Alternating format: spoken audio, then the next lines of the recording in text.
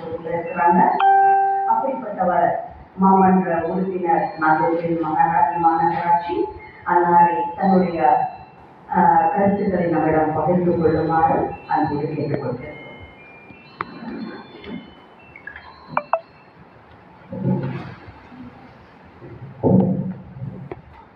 ஜோதி உட்கலந்த ஜோதியை நாடி நாடி நாடி நாடி நாட்களும் கடந்து போய் வாடி வாடி வாடி வாடி மாண்டு ஓடு மாந்தர்கள் கோடி கோடி கோடி கோடி எண்ணிறந்த கோடி. இன்னைக்கு இவ்வளவு சூழ்நிலையில இது வேலை அப்படின்னா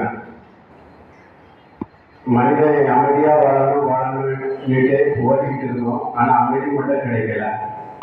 இன்னைக்கு உண்மையிலே ஒரு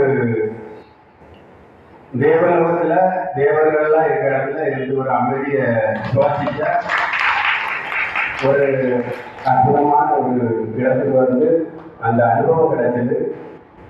இதுக்கு உண்மையிலே பிரம்மகுமாரி இவங்களுக்கு கோடான கூடி நன்றியை சொல்றேன் மூலமா. ஏன்னா மனிதனுக்கு வாய்ப்பு கிடைக்காம வெளியில இருக்கிறாங்க. அந்த வாய்ப்பை ஏற்படுத்தி கொடுக்கணும். அது எப்படி அந்த வாய்ப்பு கிடைக்கணும்னா இறைவனுடைய அருள் இருந்தால்தான் கிடைக்கும்னு நினைக்கிறேன். ஏன்னா அன்னைக்கு நான் வெளியில இருந்து நிறைய கேள்விப்பட்டிருக்கேன், வாட்ஸ்அப் மூலமாகவும் பார்த்திருக்கேன். ஆனா ஒரு தியானம் நடக்கிற இடத்துல இன்னைக்குதான் வந்து இருந்து உண்மையிலே எனக்கு மனசு ரொம்ப அமைதியாயி அம்மாவோட திருப்தியால குடிநீர்ல எப்படி தண்ணி குடிச்சிட்டு கிடக்குமோ அதே மாதிரி ரொம்ப பரபரப்பா ஓடிக்கிட்டு இருந்தோம்.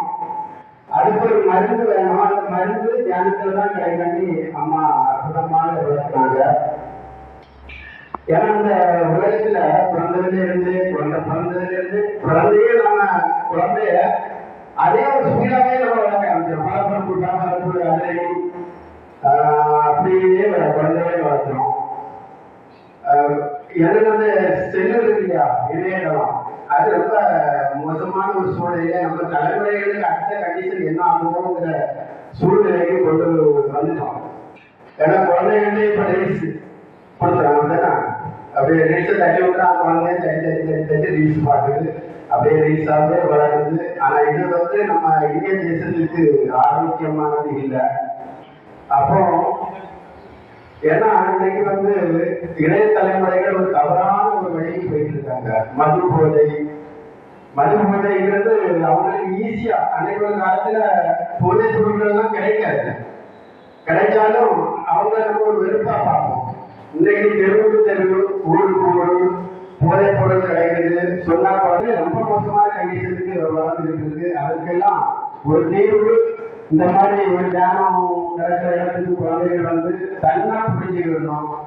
ஏன்னா இந்த தியானத்துக்கு மட்டும் எந்த மதமும் எந்த தெய்வமும் கிடையாதுன்னு தான் நினைக்கிறேன். ஏன்னா பண்டைய காலத்துல இருந்து ஏதாவது ஒரு வழியில, அது கிறிஸ்துவமா இருந்தாலும் முஸ்லீமா இருந்தாலும் ஹிந்துவா இருந்தாலும் பௌத்தமா இருந்தாலும் சீக்கா இருந்தாலும் எல்லாருமே அவங்க வழியில ஒரு தியானத்தின் மூலமா தான் நம்ம இறைவனை பார்க்கிறோம் நினைக்கிறேன். தியானம் மூலமா அவங்களுக்கு பூஜை வழிபாட்டுல தான் நம்ம இறைவனை பார்க்கிறோம்.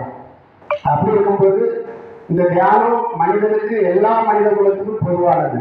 அந்த தியானத்தை நாம கண்டிப்பா இன்னைக்கு வந்ததுல இருந்து நான் கண்டிப்பா முடிவு பண்ணிட்டேன். தியானத்துல கண்டிப்பா அம்மா சொன்னது மாதிரி 8 மணிக்கூர், 24 மணிக்கூர், 8 மணிக்கூர் நம்ம உழைக்கிறோம், 8 மணிக்கூர் தூங்குறோம். அந்த 8 மணிக்கூர் எங்க போகுதுன்னு அம்மா சொல்லப்படுறதுல எனக்கு தெரியுது. அப்ப அந்த 8 மணிக்கூட கண்டுபிடிச்சு 1 மணிக்கூர் ஒதுக்கு கண்டிப்பா ஒதுக்கணும். இதன் மூலமா என்ன ஆகுன்னா இந்த கொதிநிலைகள் மாறும். மனசுல இருந்து கொதிச்சுட்டு கிடைக்கிறது கொஞ்சம் அடங்கும்னு நினைக்கிறேன். காலையில எழும்புறதுல இருந்து புதுநிலையிலே இருக்கிறோம். யாரையும் பார்த்தா அன்புங்கிறது மறந்து போச்சு மனுஷனுக்கு. அன்பா பார்த்தாலே ஏதாவது ஆலை கிடைக்குமான்னு பார்க்கிறோம். அப்படிதான் வாழ்ந்துட்டு இருக்கோம். இதெல்லாம் மாற்றி என்னுள்ள நம்ம சொல்ற மாதிரி வீட்டுல இருந்து அதை கொண்டு வரும். நம்ம மாறும்போது நம்ம மனைவி மக்கள் அதுல ஊருக்காரங்க உலகம் அப்போ ஒரு அமைதியான ஒரு சூழ்நிலை. இந்தியா தேசம் பாரதம் வந்து உலகத்துக்கு குருவாகிறது மாதிரி நம்ம மூலமா தான் இன்னைக்கு உலகம் முழுவதும் ஜூன் 21 யோகா. அதை இந்த உலகத்துக்கே கற்றுக் கொடுத்தது இந்தியா பாரத தேசம். அதே போல இந்த தியானத்தையும் நம்ம இன்னைக்கு டிசம்பர் 23 மூலமா இந்த உலகத்துக்கு நம்ம கற்றுக் கொடுக்கிறோம். உண்மையிலே இது வந்து இறைவனை இந்த தியானம் மூலமா சென்றடைகிறதுக்கு ரொம்ப ஒரு ஈஸி வழி, எளிதான வழி. இந்த வழியை அனைவரும் பின்பற்றி நம்ம வாழ்றது பல்லாயிரம் ஆண்டுகளோ இல்லைன்னா பல 100 ஆண்டுகளோ 100 ஆண்டுகள் கூட இல்லைன்னு நினைக்கிறேன். இப்போ வந்து மனிதன் 120 வருஷம் வாழ்வான்னு சொல்றாங்க. அந்த 120ல இருந்து 60க்கு மேலே தாண்டது அந்த மாதிரி சூழ்நிலைக்கு வர வேண்டிய சூழ்நிலை. ஏன்னா அந்த தொழில்நிலை வந்து மனித என்ன தடுமாற்றம், மனசோர்வு, மன அதிருப்தி, அப்படி மனிதன் வந்து உண்மையிலே வந்து அமைதியா இருக்கிறான் மகிழ்ச்சியா இருக்கிறான்னா இல்லை. அதான் சொல்ல வேண்டியிருக்கு. அமைதியை எங்க பிடிக்காது பழைய இடத்துல சொல்லுவாங்க, ஏதாவது இமயமலைக்கு போனோம் இல்லை இங்க அப்படி இல்லை. மனத்தை அமைதிப்படுத்தனா நம்ம இந்த மாதிரி ஒரு செயல இருந்து பண்ணிடலாம். அவரை எங்கேயும் போகலாம். அந்த அமைதியை நம்ம எல்லாரும் பின்பற்றி, ஏன்னா உங்களெல்லாம் பார்க்கும்போது உண்மையிலே முகம் வந்து அமைதியா மகிழ்ச்சியா சந்தோஷமா இருக்கிறீங்க. இப்படிப்பட்ட மகான்களை பார்க்கறதுக்கு ஒரு வாய்ப்பு இன்னைக்கு இதன் மூலமா எனக்கு கிடைச்சிருக்கு. எல்லோருக்கும் கோடான கோடி நன்றி தெரிவித்து அமர்கிறேன். நன்றி வணக்கம்.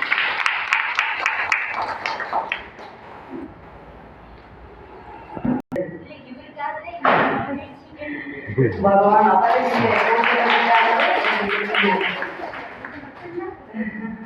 அதனால் இயக்கமானது, இந்த தியான முறையானது எல்லா வயதில் உட்பட்டவர்களுக்கும் ஜாதி மதம் இனம் என்ற மொழி எந்த வேறுபாடும் இல்லாமல் எல்லோரும் செய்யறதுக்கு உதாரணமா இப்ப நம்ம என்ன பண்ண போறோம்னா கேக் கட்டிங் பண்ண போறோம். கேக் கட்டிங் ஏன்னா இப்போ பார்த்தீங்கன்னா இந்த இந்த டிசம்பர் 21 இருக்கிற இன்னொரு பெருமை என்ன அப்படின்னா, இப்போ உலகத்தினுடைய வட பகுதிகளில் வந்து பார்த்தீங்கன்னா நார்தர்ன் ஹெமிஸ்பியர் எப்படி இருக்குன்னு கேட்டீங்கன்னா, இப்போ அங்கெல்லாம் பனி காலம் தொடங்கியாச்சு. நல்ல பனிக்காலம், அதாவது உச்சக்கட்ட வின்டர் சீசன் அங்கே. இப்போ அதனோட உலகத்தினுடைய சதர்ன் ஹெமிஸ்பியர், அதாவது தெற்கு பகுதிகள் எப்படி இருக்குன்னா, இப்போ நமக்கு வெயில் நல்ல உச்சக்கட்டத்துல ஆரம்பிக்கக்கூடிய டைமா இருக்கு. அப்போ இந்த ரெண்டுக்கும் இடைப்பட்ட காலம், அதே மாதிரி ஒரு புது வருஷம் தொடங்க போகுது, பழைய வருஷம் முடிய போகுது, அப்படிப்பட்ட ஒரு காலம். இப்படி பல சூழ்நிலைகள் ஒன்று சேரக்கூடிய நேரம் வந்து இந்த டிசம்பர்ல இருக்குது. அந்த டிசம்பர் 21 நம்ம இப்போ இந்த நிகழ்ச்சியை கூட நம்ம சேர்த்து இந்த தியான நிகழ்ச்சியோட சேர்த்து கிறிஸ்துமஸினுடைய, அதாவது புது வருடத்திற்கான நல்ல எண்ணங்களை நாம உருவாக்குறதுக்கான நாளா நீங்க இதை நினைச்சுக்கலாம். கிறிஸ்துமஸ் தினமாக கூட நீங்க நினைச்சுக்கலாம். நமக்காக மற்றும் நம்முடைய உலகத்திற்காக நம்ம நல்ல ஒரு காரியத்தை இன்றைக்கு முதல் நம்ம செய்யணும் அப்படிங்கிற உறுதிமொழியை ஒவ்வொருத்தரும் எடுத்து அவரால் முடிந்த அளவு ஒரு சில மணி நேரங்கள் அல்லது ஒரு சில நிமிடங்கள் கட்டாயம் இந்த உலகத்திற்காக அல்லது என்னுடைய சுய முன்னேற்றத்திற்காக நாம் செலவிடணும் அப்படிங்கிற நல்ல எண்ணத்தோட இப்போ நம்ம எல்லாரும் சேர்ந்து கேக் கட்டிங் பண்ணலாம்.